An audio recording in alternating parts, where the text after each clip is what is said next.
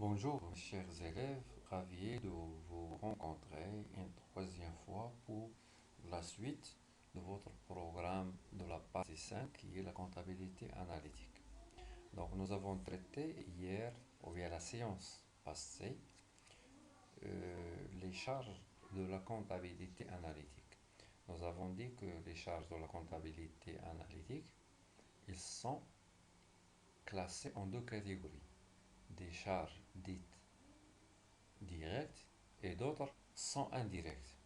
Et nous avons posé la question, quel est maintenant le type de charge qui pose un problème dans le calcul des coûts et de prix de revient. Et nous sommes tous mis d'accord que ce sont les charges indirectes qui posent un problème pour le calcul des coûts et des prix de revient. Pourquoi? Parce que nous avons dit qu'ils nécessitent un calcul, une répartition et puis une imputation.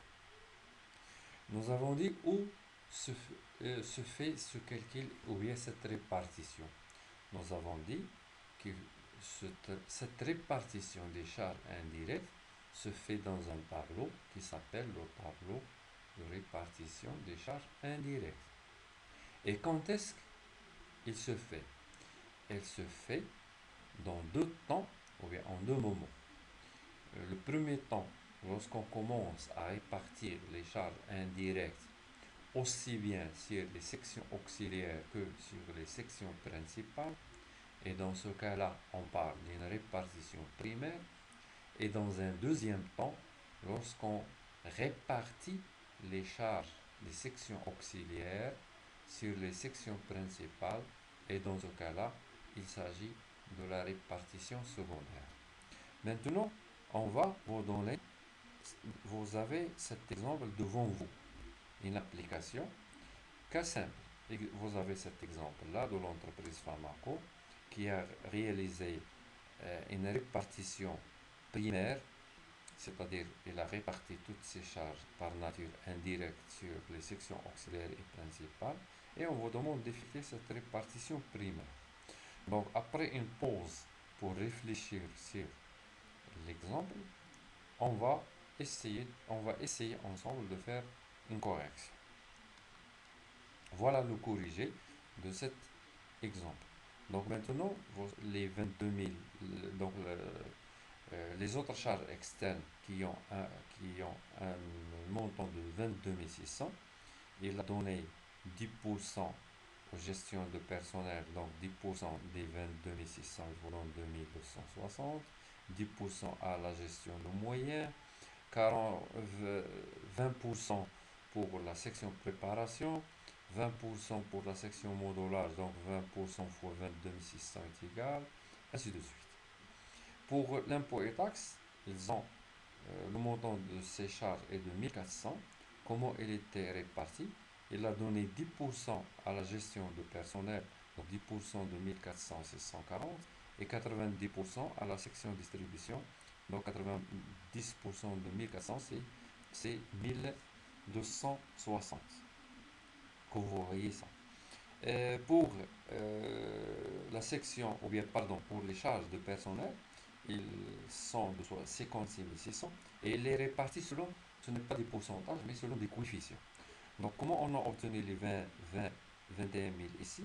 Donc, puisqu'ils ont un coefficient de 3, donc j'ai multiplié les 56 000 fois 3 divisé par le total des coefficients que vous avez.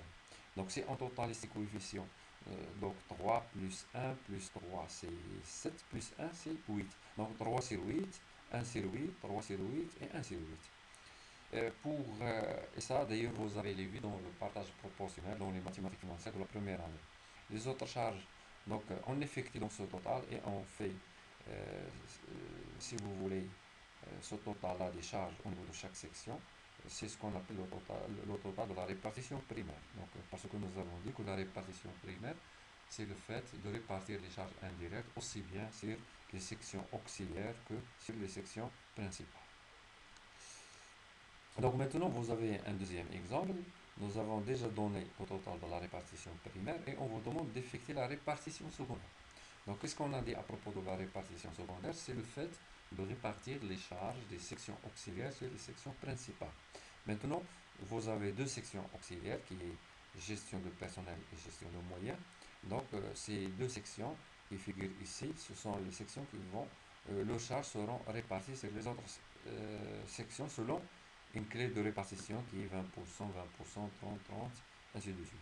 Donc maintenant, ça c'est un cas simple, il suffit de multiplier les pourcentages par le montant de chaque section auxiliaire et on va utiliser cette répartition, ce qui correspond au tableau suivant. Donc gestion de personnel, on va mettre au-dessous d'elle les moins 29 150, c'est-à-dire ce total des charges sera affecté ou bien réparti sur les autres sections comme suit, 20%, 20%, ainsi de suite. Et la section moyenne, moins 12 900, c'est le total qui sera réparti sur les sections principales. Il a donné, je pense, 20%, 20%, 30% et 40%. 20% de 12 000, c'est 2592, 30% et 40% et je pense 10%. Et on effectue le total. Donc au niveau de la répartition secondaire, qu'est-ce qu'on constate? On constate que les sections auxiliaires vont trouver avec 0 dirham de charge. Pourquoi? Parce que leurs charges se sont déjà réparties sur les sections auxiliaires. D'accord? Maintenant, on va voir un deuxième exemple, ou bien un deuxième cas de figure, après cas simple, maintenant c'est un cas avec prestation réciproque.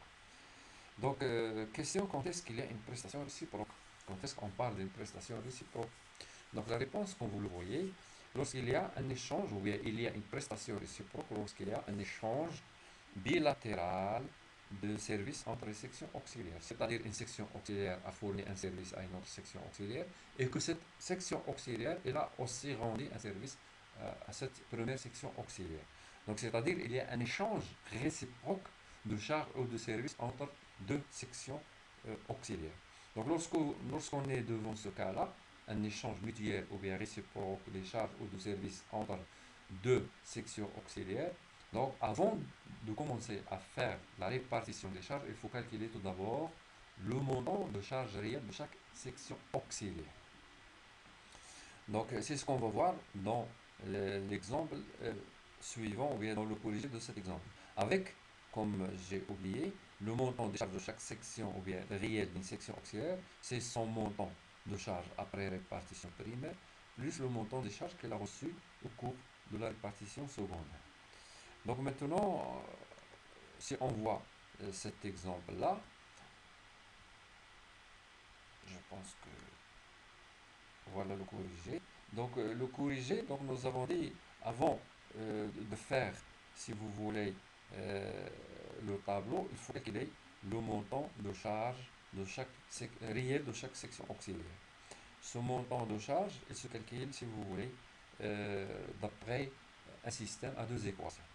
Donc, soit A, le montant des charges de l'administration qui est égal à 5550 plus 10%. D'accord? L'entretien, le montant réel de la section entretien, c'est 3300 plus 20% de l'administration. Et on aura un système à deux équations qu'on va calculer simplement. Donc, qu'est-ce qu'on a trouvé? Que le montant réel de l'administration est égal à 6000 et le montant réel de la section entretien est de 4500. C'est le montant qui fera l'objet de la répartition secondaire et on va le répartir selon les coefficients ou les pourcentages que vous avez dans le tableau pour totaliser euh, la répartition secondaire. J'ai dit tout à l'heure qu'au niveau de la répartition secondaire, toujours les sections auxiliaires n'ont aucune charge, c'est-à-dire le montant est zéro de charge, qui sont affectés aux autres sections auxiliaires. Maintenant, le tableau de répartition ne s'arrête pas uniquement au niveau du total de la répartition secondaire, mais il arrête vers une ligne qui s'appelle le coût de l'unité d'œuvre. Donc, à quoi est égal le coût de l'unité d'œuvre? C'est la formule que vous avez en haut en vert. Le coût de l'unité d'œuvre est égal au total des charges de la section après répartition secondaire divisé par le nombre des unités d'œuvre.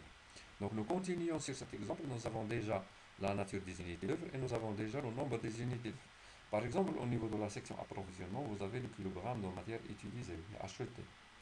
Et le nombre c'est 10 400. Que signifie 10 400? C'est-à-dire que cette section, il a acheté 10 400 kg de la matière première. L'atelier coupe, la nature de l'unité d'œuvre, c'est l'heure de main-d'œuvre. Et combien il a fait travailler, ou bien combien d'heures a travaillé cet atelier? On a travaillé 13 275 heures.